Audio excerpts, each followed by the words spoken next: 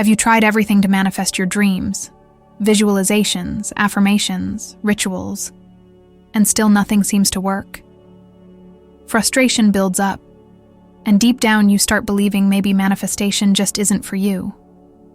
But what if I told you the problem isn't you, nor the techniques? What almost no one talks about is that there are invisible feminine traumas sabotaging your creative energy before you even realize it. These are wounds inherited from generations who lived under repression, silence, and guilt. And here's the shocking part. These traumas keep blocking women even when they study spirituality and believe in manifestation.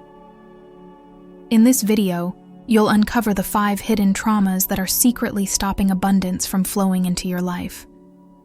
I'll show you how they work in silence, why so many powerful women still feel small, and how you can start breaking free today.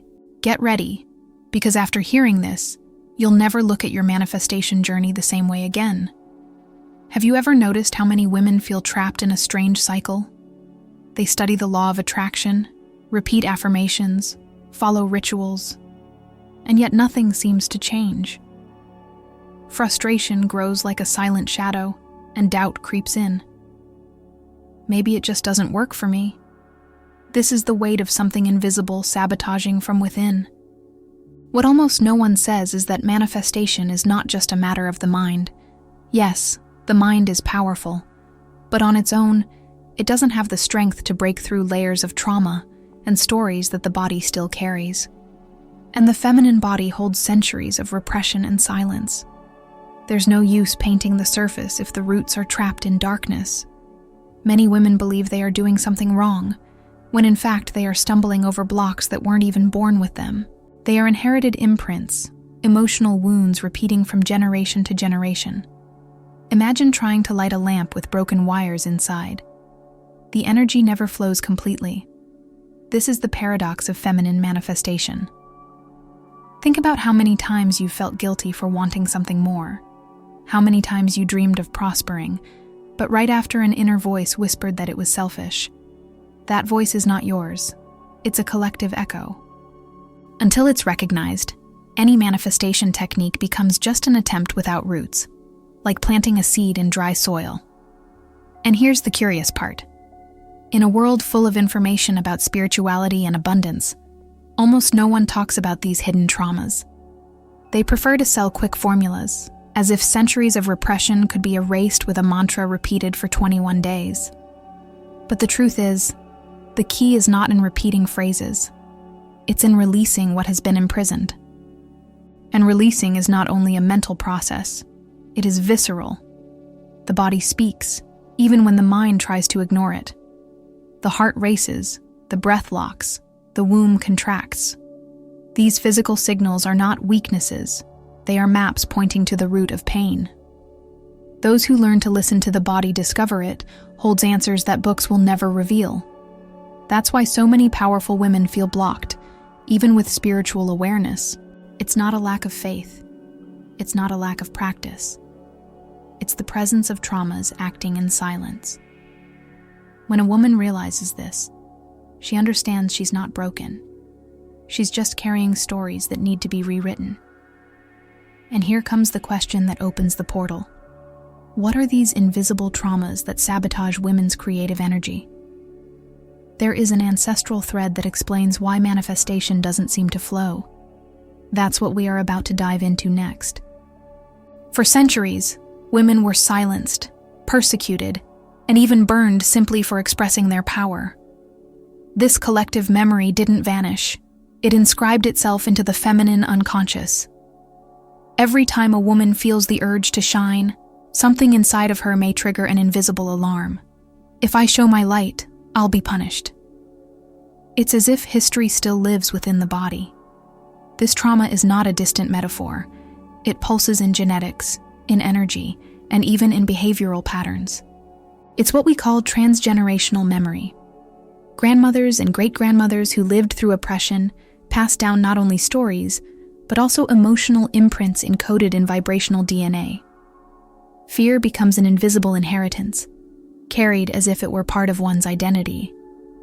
Many modern women don't understand why they feel an irrational fear of public speaking, of being seen, or of stepping into their power? The answer may lie in this ancestral trauma. It's not ordinary insecurity. It's the voices of those who came before, echoing into the present. It's like carrying on the shoulders the weight of entire generations forced into silence. Imagine a woman who, upon receiving a promotion, feels a strange mix of joy and panic. She celebrates, but soon anxiety consumes her. What if they don't like me? What if they think I'm arrogant? This fear doesn't come from now, but from centuries of persecution of women who dared to step into positions of power. The cruelest part is that even when the current environment poses no real danger, the body reacts as if it were at risk. Biology doesn't differentiate past from present. The heart races, the breath shortens, and the mind creates excuses to remain invisible. This is how ancestral trauma continues shaping choices without one even realizing it. But when a woman recognizes that this fear is not only hers, something shifts. She understands she's carrying a collective burden, and that awareness alone already brings relief. Because it's not about personal weakness. It's about a historical wound. And simply naming this wound gives back the sense that there is a way out. Practical exercises can help reframe this weight. Writing letters to ancestors, creating fire rituals to release memories, or even dancing as a form of body reconnection. These are symbolic yet powerful ways to send the body a new message. It's safe now to exist in fullness. Small gestures can reprogram beliefs rooted for centuries, and at this point, many women begin to realize what once felt like an inexplicable fear is actually a thread connecting them to a greater story. A thread that can be transformed into strength if they choose to face it. But this is only the first trauma. There are others, even more intimate, that silence the feminine body. From an early age, many women are taught to distrust their own bodies. They grow up hearing that certain parts must be hidden, that pleasure is sinful, and that sensuality is a threat. This education creates a deep disconnection. Instead of being a temple, the body is seen as something dangerous or shameful. And this wound does not heal easily. When a woman distances herself from the womb, she disconnects from her most powerful source of creation. The womb is not only biological, it is also energetic, the center of magnetism and manifestation. But when denied or repressed, it contracts, like a fountain cut off from its own water. The creative energy remains trapped, unable to flow at full strength. This blockage shows up in many ways. Some women feel uncomfortable with their own sexuality. Others avoid pleasure or believe it's forbidden. Even health issues, such as intense cramps, menstrual irregularities, or pelvic pain, can reflect this disconnection. The body speaks when it isn't acknowledged, and it speaks loudly. Think of a woman who cannot ask for a raise at work. It's not a lack of competence, but a deep, "I don't deserve it," rising from within. The same wound that denies the body also denies the right to receive, to enjoy, to take up space. It's like a silent no installed inside her, preventing the energy of abundance from manifesting. Many religious and cultural systems have reinforced this wound throughout history. The idea that a proper woman must be restrained, pure and quiet fueled centuries of repression. And when a woman believes her life force is sinful, she automatically shrinks her magnetic field of attraction. How can one create abundant realities if the very source has been condemned? Reconnecting with the body is an act of revolution. It means looking at pleasure without guilt, embracing the beauty of one's menstrual cycle, and recognizing the womb as a place of power. Small practices, such as deep breathing meditations into the belly, or journaling daily about bodily sensations, can be the start of a quiet but transformative healing. This reconnection is not only about sexuality, it's about dignity. When a woman honors the body, she also honors the energy flowing through it. The womb, the heart, the breath. Everything begins to vibrate in harmony. And this coherence between body and soul is what generates true magnetism for manifestation. But until this wound is healed, a woman may continue believing she is weak or insufficient. And the truth is the exact opposite. Within her already lies immense creative power, waiting to be awakened. The question is, how can this wound be healed so that energy flows freely once again? Many women grew up hearing that wanting something for themselves is selfish. This idea seeps in almost invisibly. Wanting more money, more freedom, more pleasure immediately triggers a sense of guilt, as if dreaming big meant betraying others, or even betraying one's spirituality. This guilt is silent, but it corrodes from within. The weight of this conditioning comes from religious and cultural narratives that glorified self-denial. The feminine ideal was the woman who sacrifices, who gives everything, who puts everyone ahead of herself. When that model is internalized, every time a woman thinks about prospering, something inside reacts. This isn't right. You should be content with less. This mechanism creates a cruel paradox. The more a woman desires, the more she vibrates in guilt, and guilt in turn blocks the frequency of manifestation. It's like trying to plant seeds in poisoned soil. No matter how much effort is made, nothing blooms fully. Desire becomes shadow, and creative energy fragments into fear and self-judgment. Think of a woman who dreams of starting her own business. She begins planning, but soon the inner voice appears. What if I fail? What if it's selfish to leave my stable job? This doubt is not rational. It's born of programmed guilt. The dream is born already carrying the weight of self-sabotage, as if it weren't legitimate to want a bigger life. This kind of trauma is not just about money or success. It shows up in small things too, like when a woman feels guilty for buying something for herself, for resting a whole day, or even for saying no. Desire becomes sin, and sin becomes an invisible prison. And this prison slowly drains vital energy day after day. Breaking free from this guilt requires courage and compassion. Courage to see that desire is not a sin, it's nature. Compassion to embrace the inner parts, still afraid of wanting more. Desire is creative force. Without it, there's no expansion. It's the engine that moves the universe. And to deny it is to deny one's own essence. A practical way to heal this wound is to reframe desire as contribution. Instead of thinking, if I prosper, I'm being selfish, a woman can ask, how can my prosperity transform the lives of others? That simple shift already dissolves part of the guilt and allows desire to become a source of life, not of shame. But until this guilt is faced, desire will keep being sabotaged. And what could have been the spark of manifestation turns into weight and repression. That's why it's necessary to face this wound clearly, because the next trauma is directly tied to it, the unconscious fear of being seen. There is a silent fear that follows many women, the fear of being seen in their greatness. It's not ordinary shyness, but a deep fear of triggering envy, judgment, or abandonment if they prosper too much. It's as if inside them, there is an invisible pact with invisibility, an instinct to stay small so as not to attract danger. This fear has historical roots. Women who dared to be wealthy, influential, or free were often accused of witchcraft, persecuted, or mocked as too ambitious. The collective memory of these punishments lingers in the feminine unconscious. The body learns that standing out may mean rejection, and the mind creates excuses to remain in the shadows. In practice, this shows up in subtle ways. A woman has great ideas, but doesn't share them in meetings. She dresses more neutrally so as not to draw attention. She downplays her achievements so as not to make others uncomfortable. Small choices that reinforce the inner message. It's safer to be invisible than to shine. Think of a woman with a natural gift for public speaking, yet she always finds reasons to avoid the stage. She convinces herself it's not the right time, or that she's not ready. But deep down, what paralyzes her is not lack of preparation.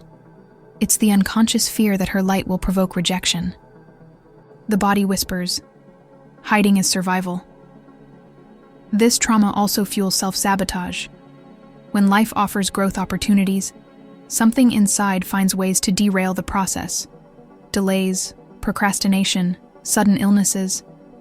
Not because she doesn't want to succeed, but because deep down she believes success is dangerous. It's the echo of centuries of persecution against visible women. Healing this fear requires courage to face one's own shadow. A simple exercise is to write, "What would happen if I were truly seen?" Listing the fears, imagining scenarios, then reframing them. Often what the unconscious fears no longer matches reality. The world has changed, and the woman can change with it. When this trauma begins to dissolve, something powerful happens. The woman realizes her light does not threaten, it inspires. Her prosperity does not isolate her, it builds bridges. The energy of being seen with love transforms her vibrational field, allowing her manifestation to bloom with strength. Shining stops being a risk and becomes healing. And at this point, a deeper dilemma emerges. If it feels dangerous to shine and dangerous to desire, what is left? This contradiction opens the path to the next trauma, an invisible pact with scarcity. Many women carry a silent pact, unconscious loyalty to their family's pain. It's as if living in abundance meant betraying the mothers and grandmothers who endured struggle and deprivation. To shine more than they did awakens an inner weight. If I have too much, I'm abandoning my lineage. And so, the soul sabotages itself to remain loyal. This pact is invisible because it's rarely conscious. It shows up in phrases like, "In my family, nothing ever came easy," or, "Here, everyone has to work twice as hard." These beliefs may sound like simple stories, but they act like energetic contracts. And every time life offers prosperity, the unconscious pulls the woman back into scarcity. In practice, this block can manifest in many ways. A woman starts a promising project, but soon abandons it. She manages to save money, but something unexpected forces her to spend it all. She attracts good opportunities, but feels she can't accept them because it wouldn't be fair. These patterns are not random. They are the expression of the ancestral pact. This trauma also manifests in the body. Some women feel chronic fatigue, as if carrying prosperity were too heavy. Others live in constant anxiety, always waiting for the next problem. The body acts as the guardian of loyalty. If abundance threatens the family bond, it creates symptoms to keep her within the familiar field of scarcity. Breaking this pact does not mean rejecting the lineage, but honoring it differently. It's saying, "I acknowledge the pain you lived, but I choose to transform this inheritance into strength." Rituals of gratitude to the ancestors, prayers for the women of the family, or writing letters of honor can help release the weight of unconscious loyalty. One practical example. A woman can create a symbolic altar with photos or names of the women in her family, and by lighting a candle declare, "The abundance I receive honors the struggles you endured." That simple gesture reprograms the vibrational message, turning prosperity into continuity, not rupture. When a woman understands that scarcity is not destiny but a contract, she gains the key to freedom. She realizes she can be abundant without losing her bond with history. The invisible pact stops being a prison and becomes a portal of transmutation. What once was loyalty to pain transforms into a legacy of light. And by realizing this, an inevitable question arises. If all these traumas imprison the feminine, how can the creative energy be freed to restore true manifestation power? That is where we enter the next step, the feminine paradox of manifestation. The feminine body is, by nature, fertile and creative. It generates life, nourishes, transforms, and renews in cycles. Yet at the same time, that same body may carry wounds that mute its power. A painful paradox arises, having an infinite source of creation and still feeling blocked, as if a fertile garden were covered by concrete. This paradox appears when a woman has grand dreams, but can't bring them to life. She feels intuition pulsing, but something inside freezes, as if an invisible wall stood between her and fulfillment. It's like having an orchestra ready to play, but no conductor to guide it. The potential exists, but it remains trapped. Often, this contradiction creates inner confusion. A woman asks herself, if I have so much creative power, why can't I manifest? That doubt eats away at her self-esteem, reinforcing the belief that she's incapable or not enough. But the truth is, it's not a lack of power. It's an excess of blockages. The energy is there, but bound by invisible chains. A simple example. Think of a sunflower seed planted in concrete. Inside, it already carries the ability to grow, bloom, and follow the sun. But without space for its roots, the miracle never happens. That's how the feminine paradox works. The seed is perfect, but the inner environment, shaped by trauma, prevents its expansion. This paradox also fuels contradictory behaviors. A woman studies spirituality, practices manifestation techniques, yet at the same time carries guilt and fears that cancel out her efforts. It's like driving a car with one foot on the gas and the other on the brake. There is movement, but it leads nowhere. Healing this paradox begins with awareness. Realizing that feeling blocked doesn't mean being incapable, but simply that there are layers of concrete over the inner garden. Each trauma recognized is like removing a stone. Little by little, the soil breathes again, and creative energy finds space to bloom. That understanding brings immediate relief. The woman stops blaming herself for not manifesting and starts realizing her power is not lost, only dormant. The body is not an enemy, but a guardian. It has protected the energy until there was maturity to release it.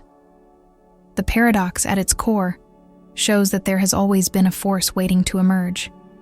But to truly liberate this energy, awareness alone is not enough. It also requires integrating practices that reprogram mind, body, and spirit. And it's precisely in that integration where science and spirituality meet, as we'll see in the next step. When trauma takes hold, it activates the survival nervous system.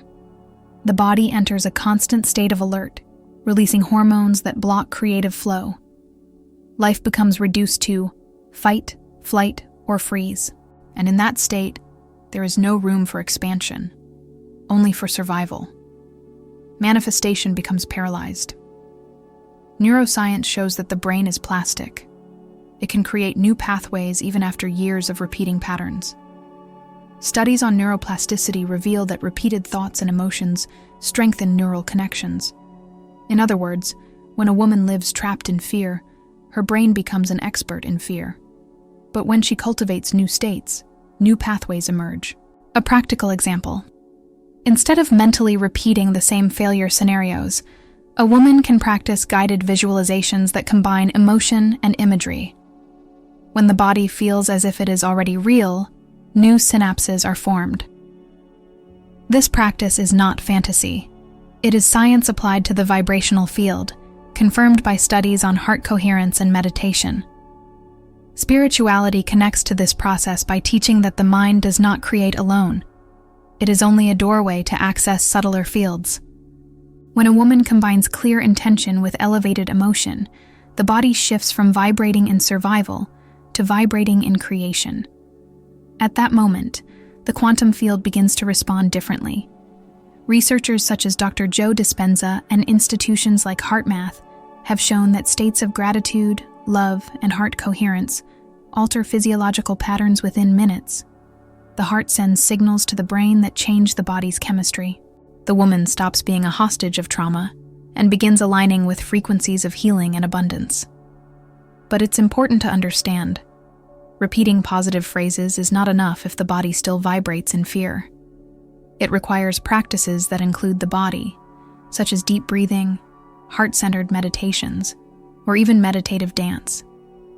The body is the instrument that translates intention into palpable energy. Without it, change stays at the surface. This integration of neuroscience and spirituality shows that healing is not about erasing the past, but reframing it. Trauma may have marked the body, but the body also holds the ability to rewrite memory through new experiences. Each conscious practice is like removing another brick from the inner wall that blocks manifestation. And when a woman realizes she already holds within her both the scientific key and the spiritual one, she understands there is no separation between healing and creation. The next step, then, is learning how to turn this awareness into daily liberation practices that restore the body's original magnetic power. Liberation begins with reconnection to the feminine body. It is impossible to manifest fully if a woman remains separated from her creative root. A powerful practice is womb breathing, placing the hands on the belly, inhaling deeply, and imagining energy expanding like a soft light.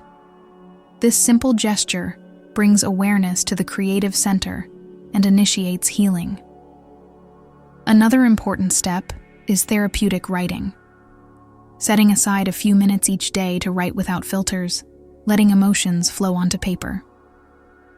Questions like, "What does my body want to tell me today?" or "What fear is still holding me back?" can reveal deep layers. Writing liberates, giving voice to inner parts silenced for centuries. Meditation also becomes an ally. It doesn't have to be long or complex. 5 minutes in silence, focusing on the heart or the womb, is enough to shift the vibrational state. In this space of pause, a woman learns to distinguish the voice of trauma from the voice of her essence. Gradually, the body shifts from vibrating in survival to vibrating in creation. Healing inherited guilt is also essential. A woman can replace self-sabotaging phrases with declarations of power. Instead of thinking, "If I prosper, I'm betraying my family," she can affirm, "My prosperity honors the women who came before me." That simple exchange creates new emotional connections and reprograms vibrational memory. Transforming pain into magnetic strength requires consistent practice. Rituals of self-care, such as herbal baths, mindful walks in nature, or free dancing, help return joy to the body. Each conscious act of pleasure sends the quantum field the message that the woman is already vibrating in abundance, not lack. Gratitude practices also accelerate the process. By acknowledging small blessings daily, a woman expands her perception of abundance. This practice is not just spiritual, it's also scientific. Studies show gratitude strengthens brain regions linked to well-being and reduces activity in fear-related areas. This path doesn't demand perfection, but consistency.